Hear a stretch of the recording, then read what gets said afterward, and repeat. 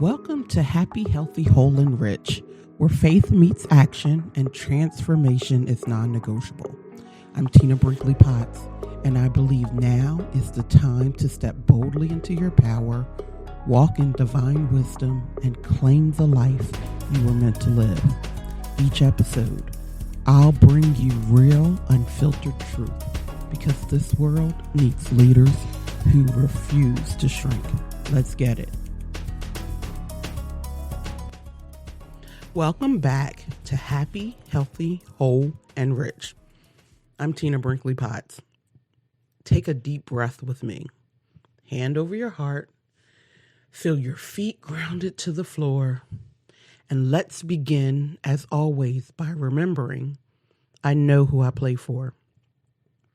In today's episode, we're asking a question that most people never think to ask, but it holds the key to unlocking true abundance. Is it safe for money to love you? Let's find out.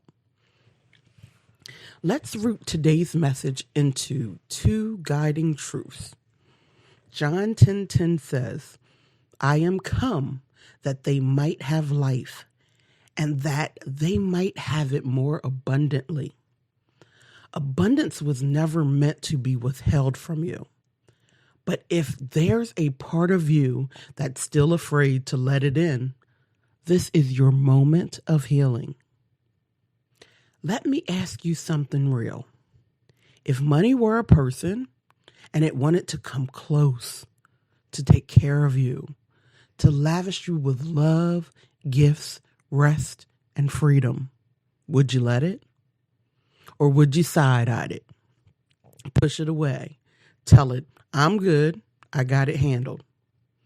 Because for a long time, I didn't trust money like that. I didn't trust receiving. I trust being strong. I trust grinding.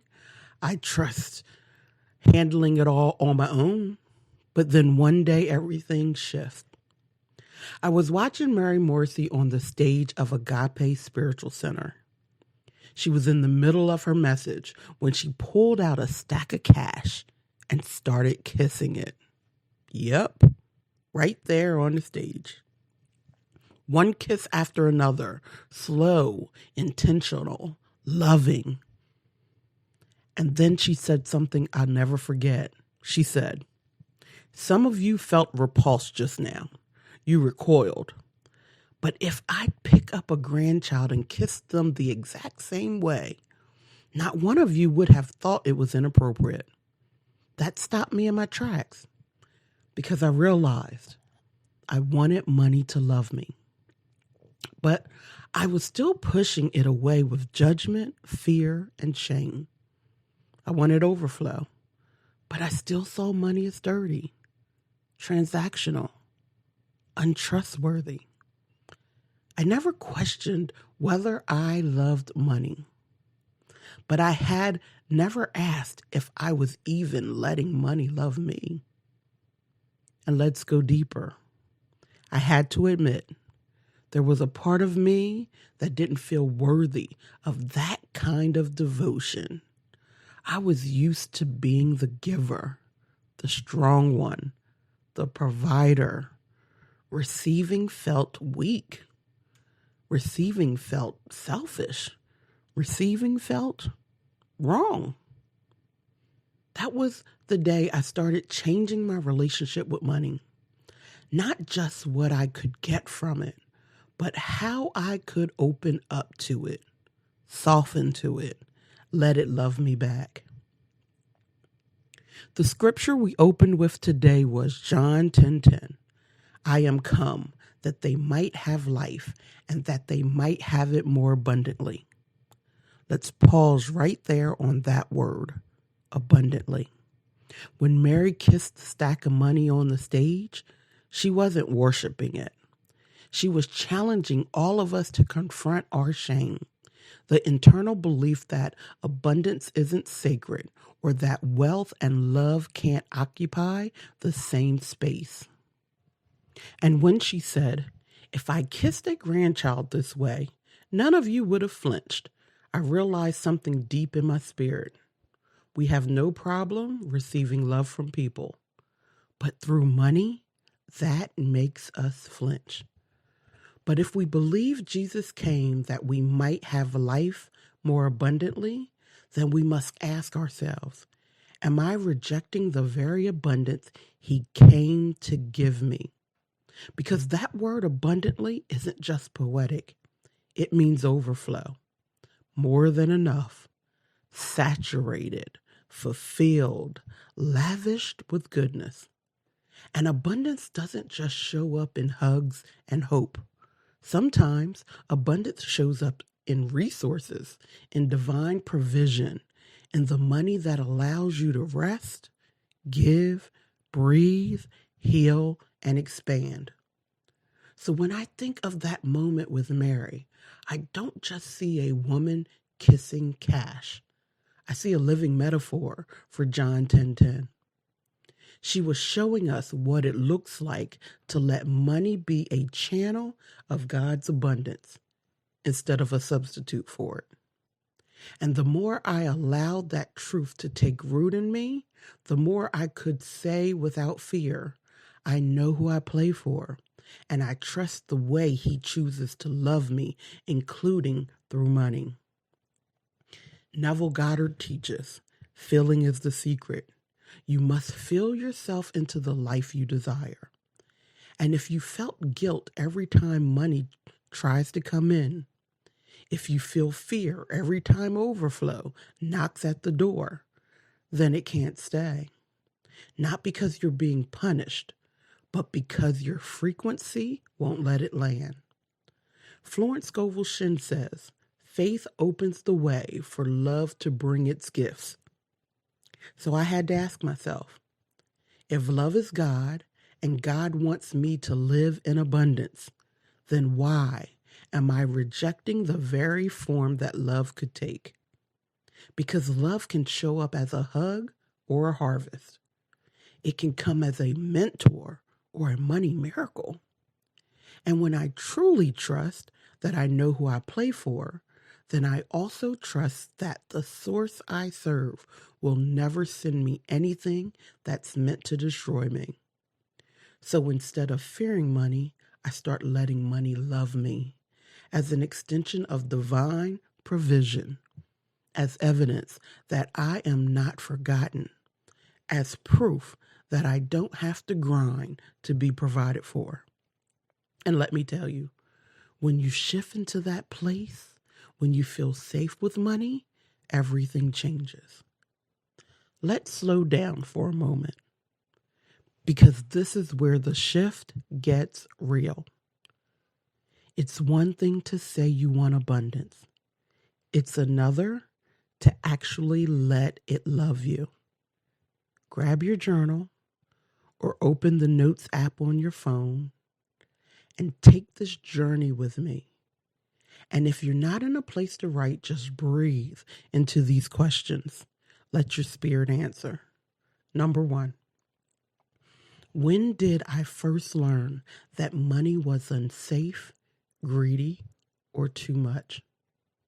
Was there a specific moment, a look, a conversation, a pattern in your family or church? Write it down with honesty and love. You're not blaming, you're witnessing. Number 2, do I trust myself to receive overflow without guilt? What happens when more money shows up than expected? Do you welcome it? Do you explain it away? Do you shrink from it? Number 3, in what ways have I made myself the source instead of trusting source? Where have you believed it's all on you? That if you don't make it happen, it won't happen. What has that belief cost you in energy, joy, or intimacy? Number 4, if money is love in motion, do I let it get close? Do you celebrate it when it comes? Do you kiss it like Mary Morrissey? Or do you silently keep it at a distance, waiting for the shoe to drop? Number 5, where in my life do I still feel safer giving than receiving? Not just with money, but with compliments, opportunities, rest, or help. Your patterns with money often mirror your patterns with love. Number 6, what would it look like to let money love me this week? Would it be accepting a gift without deflecting? Would it be charging what you're worth without apologizing? Would it be taking the day off and trusting nothing will fall apart? Number 7, declare a new belief about your worth and receiving. Write it, speak it, breathe it into your body. Here are a few to choose from, or make your own. It's safe for me to receive. I trust money because I trust myself.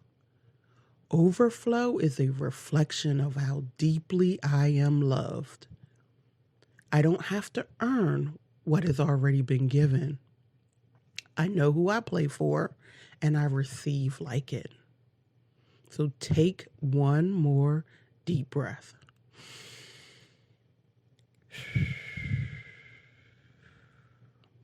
Your heart already knows how to receive. It just needed permission to trust again. So, wherever you are right now, let's take a moment. Close your eyes if you're able. Place one hand over your heart and the other over your belly or your lap. Take a deep breath in through the nose. Hold it for a count of 3. And then exhale slowly out of the mouth. What if money wasn't dangerous? What if it's simply another form of love? Picture yourself sitting in a quiet room. There's a knock on the door. You open it, and standing there is money itself. But not the chaotic version you've been shown. This money feels like peace. It looks like ease. It carries no demands, no rush, no threat, just presence. It smiles at you. And before you can speak, it says, I'm not here to control you. I am here to care for you. You've worked so hard. You've held so much. You've earned nothing, but I'm still yours. Let yourself soften as you hear these affirmations. Repeat them after me or let them echo inside you. I no longer fear money's love. It is safe for me to receive. I was born to be supported, not just used. I trust money because I trust source. Money doesn't change me. It amplifies the love already in me. I'm not greedy for receiving. I am grounded in worthiness. My prosperity is an extension of God's abundance. I know who I play for, and my wealth reflects that. I let money love me now. Take another deep breath. Visualize money wrapping you in a soft embrace. No pressure, just presence. It doesn't ask you to prove anything. It just wants to support the work God already called you to do. It wants to free your time, support your purpose, and lighten your load. Let that sink in. Now imagine this peaceful version of money following you, not chasing you, not testing you, just walking with you as a quiet companion. From this place, you create, you serve, you rest, you rise. And every time doubt creeps in, you return to this image, money as love in motion. You as the one willing to receive it. Take one final deep breath.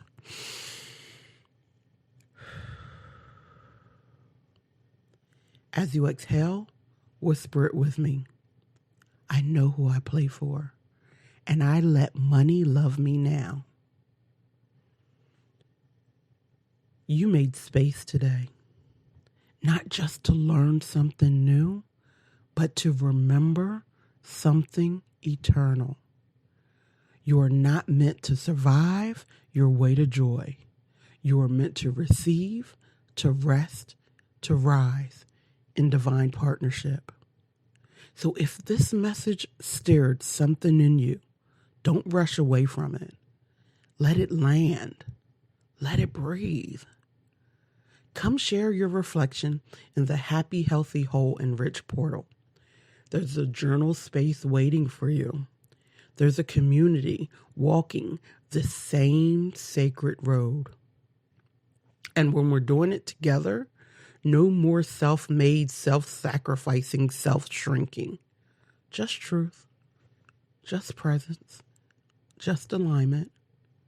And listen, if this is the first time you've ever thought about money loving you, let that concept live in your spirit this week. Let it walk beside you. Let it whisper safety into your nervous system. Let it remind you that overflow isn't proof of your worth. It's the reflection of it. In the next episode, we'll be exploring breaking generational cycles of lack. How to release old patterns without dishonoring where you came from. But until then, say it with me one more time. I know who I play for, and I let money love me now. Stay happy, stay healthy, stay whole, and stay rich. If this message spoke to you, don't keep it to yourself. Share it, live it, and let's grow together. Head over to happyhealthywholerich.com for more powerful teachings and join the movement. Remember, your breakthrough is waiting. You have to show up. Until the next time, stay happy, healthy, whole, and rich.